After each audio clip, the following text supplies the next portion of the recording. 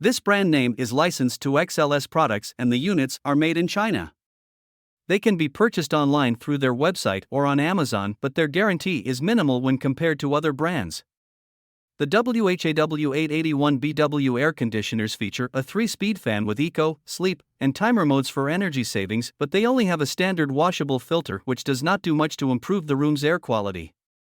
The louvers on the units must be adjusted manually, which is not as effective at circulating the air throughout the room as brands with auto swing louvers. The units are relatively loud in operation with a noise level of 56 decibels, and they use R410A refrigerant, which is not as environmentally friendly as brands that use R32.